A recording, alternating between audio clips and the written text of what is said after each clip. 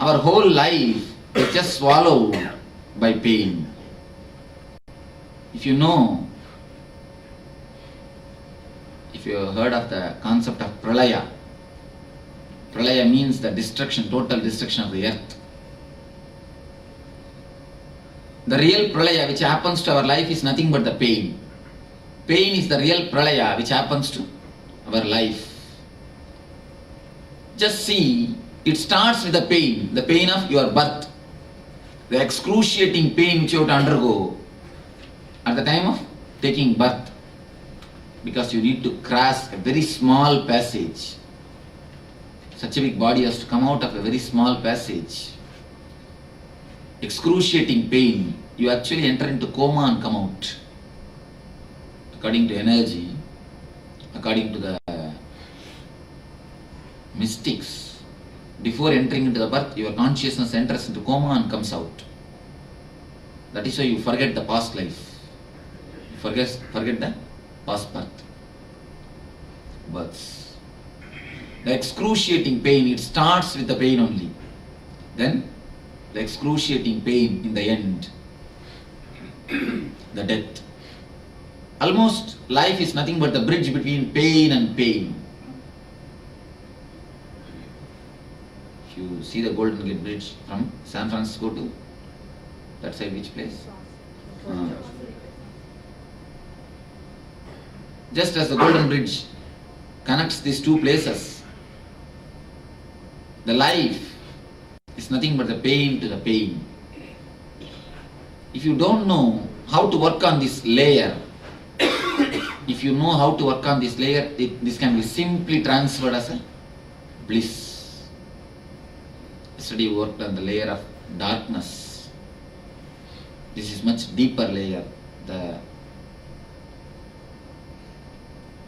deeper body is generally called as a spiritual body, but the word spiritual should not be understood as you understand. The name is given with a different connotation, different purpose. Because Sanskrit, I have no, they call it Adhyatmika Sarira. Adhyatmika has no word except spiritual in the English. But the Adhyatmika means in Sanskrit there is one more connotation, learning body. This body can teach you lot of things. If you can work on this body can teach lot of things to you in the life. So you can take in 2-3 ways the way in which this body can work. Anyhow, there is no need to bother the name. At least you understand and have the experience of that body. The pain, not only the physical pains, the psychological pains, the emotional pains. You bother only about the physical injury. But most of us don't bother about the psychological injuries. Physical injuries can be healed just by a little bit of medicine. But psychological injuries, they take a long time to get healed. When you fight with each other, you actually make psychological injuries.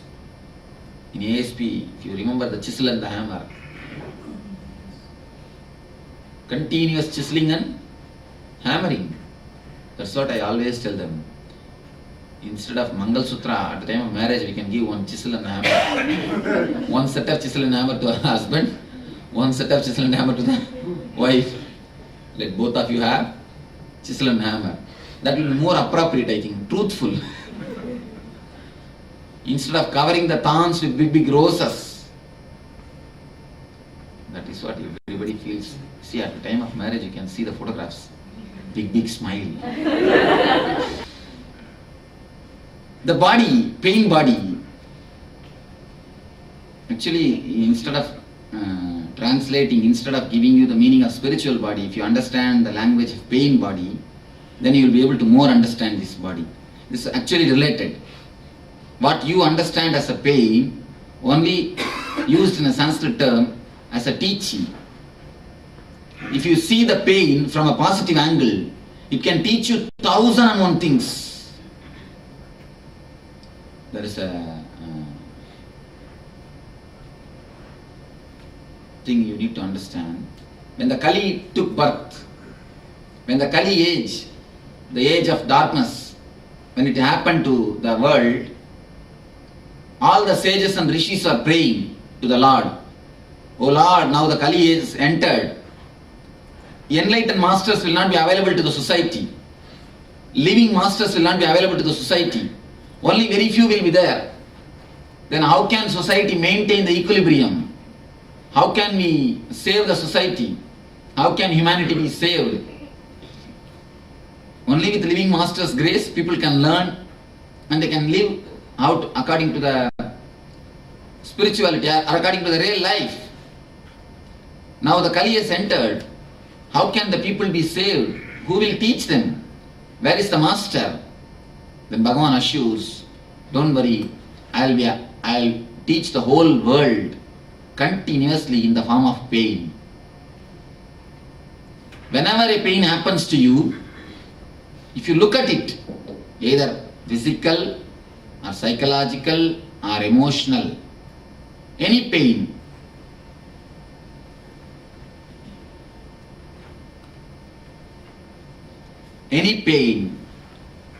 if you work on it, I think Kali has entered. Wanted to enter. I think he was just knocking the door. Oh, when he saw the photograph, he went away. Now we have no work here.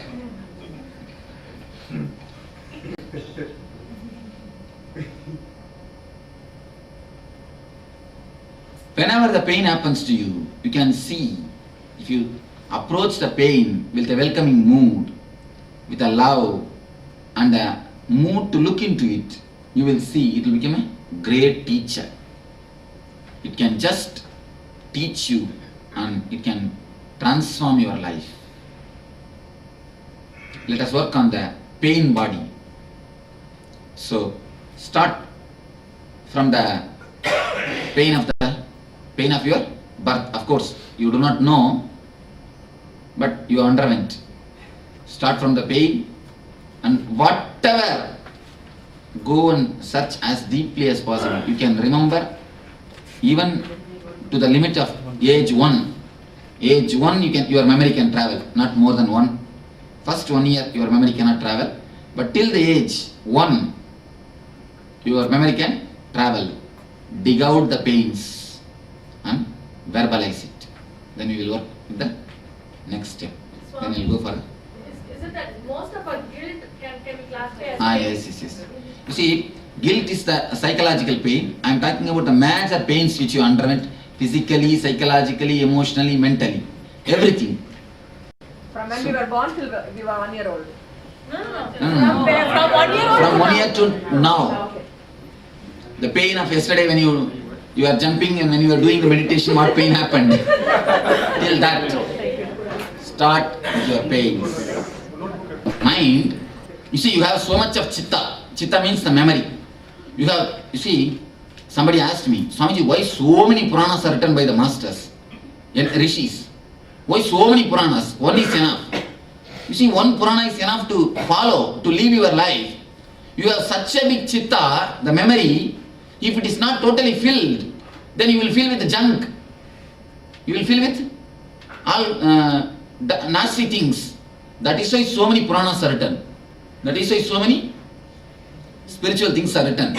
You should never get tired of reading the spiritual things or taking the spiritual stuff inside.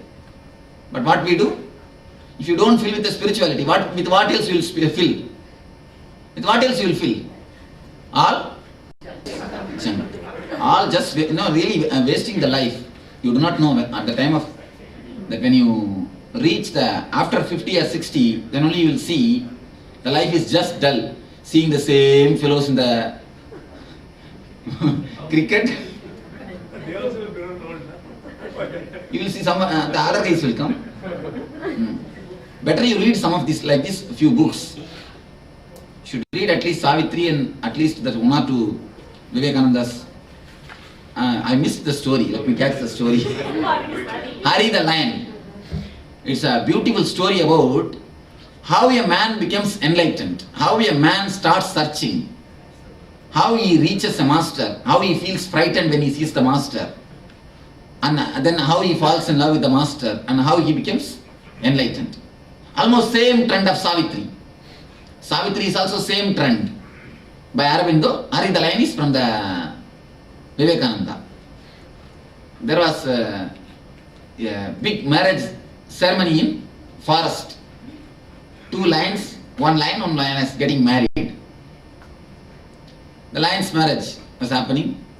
Suddenly in the center of the stage, one rat came and started dancing. So much of music was going on. And suddenly one rat jumped and started dancing. After a few minutes, somebody interfered and stopped the rat. Hey, this is the marriage of lions. How can you come and dance? Who are you to come and dance here? The rat raised his head and told, hey, before marriage I was also lion only.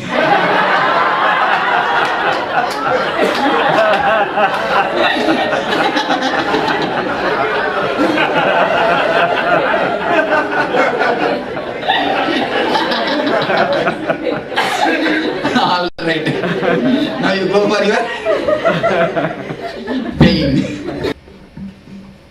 You see, you are scared of roller coaster. Do you miss it? That is the same way.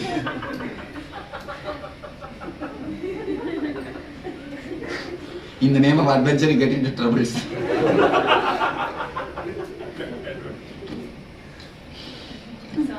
You see, why I'm sharing, asking them, everybody to share, it can teach you a lot. When she said, my father abusing the mother physically, you can understand what all the things affects so many other persons. Then if you are a mother or father of some kid, never do it in front of your kids. Never do it if you are really intelligent. At least half intelligent. Don't do in front of the kids. Anything related to the scold, the deep wounds, if they are there, in the childhood life also, even a small scolding, small firing can create the whole memory, can bring the whole memory back. That is the reason. You see, if the pain doesn't teach you, you will have continuously pain. If you learn from one pain, you will never have any more pains. Continuously existence is teaching you. Existence is the greatest master. People ask me, Swamiji, when you are gone, what will we do? I tell you, just as Krishna assured in Bhagavata, I will be there in the forms of pains to teach you. Whenever pains come, understand, Master's words are coming. Listen properly, with open ears, you will see the pain will teach you, will transform your life. Every pain teaches you. If you don't learn the lesson, if you are insensitive, deaf, if you simply don't learn, you continue to live in the same pain. Swami, why is it sometimes I feel people get joy by giving me pain? No, that is true actually. When you are filled with pain, you have nothing else to offer. So you naturally feel relaxed, relieved. It's not even a joy, they feel a sort of comfort when somebody else is also suffering. Sadistic approach. One thing, if you don't let them have their journey, you will be possessing them. See, each soul has got their own journey. Each soul has got their own way. It is just accidental, they give birth to you. Just because they have given birth to you, you cannot possess them. You cannot expect they should be continuously with you. Just become more mature, grown up. Just be grown up person. Just grow up. Then you will see. You see, it is a psychological, I can say, physically you grow, but psychologically sometimes you don't grow. You always want somebody to lean. You want somebody on whom you can lean. And even the concepts of God the Father, God the Mother, they are all extensions of the desire to have continuous eternal Father and eternal Mother. Even those concepts are nothing but the projections of your mind. So, grow, just become more mature, understand. Each soul has got their own journey, their own responsibility. So, if you let them go, if you don't have pain, they will carry on their journey. Otherwise, you will be a hurdle for their journey to be continued. So be very clear, real love you can show to your parents or the Pitrus is letting them carry their life. Don't don't have any grief or the deep suffering or the pain. Try to slowly come out of it. So understand, each soul is independent. It is just coincidence. They took the post of your father. They took the post of your mother. It is only a duty. It is never a commitment. Each soul has got their own journey. In my life, something has happened. I had a small kit. Kit means the few devatas, murtis, which I used to everyday worship. You can see in my pictorial biography the photographs of that statues. Can you bring that? How many of you read that book? These are the idols I used to carry in a small kit, a small box. This Devi, Shiva, Parvati and Ganesh, and this is the gift of Buddhism, gift from Buddhism, representing Buddha from Tibetan Buddhism. These are the idols I used to carry. Wherever I go, for more than 8 years, from the age of I think maybe 6 or 7, I started doing the puja. Wherever I go, I'll carry the small kit. Morning, early morning, I'll do my own way, the puja. Then only I'll go for my breakfast. The whole family went to Tirupati. Maybe when I was 10, 12 year old boy. Early morning, as usual, I got up 3 o'clock from my bed and started doing my puja. We have to stay in one room. It's like a cottage. So I switched on the light, the puja was going on. Ringing bell and all the sound was going on. One of my relative, very close relative, they call it Sittappa. What is the Sittappa's word? Uncle. No. Mother's sister's husband. Uncle. That guy is very much annoyed. And he started lying in the bed itself. He started shouting, "Throw this fellow out!" Something like that. He was shouting at me. I was just keeping quiet and doing the puja. He suddenly said, "Throw that vigrahas also outside. Throw that murtis also outside. Then only this fellow will keep quiet, disturbing all our sleep early in the morning." I didn't do anything. I simply got up from my seat. He was lying down. I went and just cut his throat. He was a small boy. Now I remember vividly. I just crushed his throat. He started shouting, "Ah!" I told him, "One more word."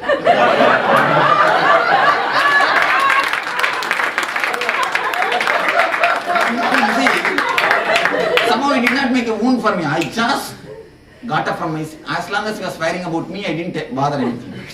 I was just continuing my puja. When he told something, "Throw the vigrahas out," I simply, very silently, calm way, opened the third eye.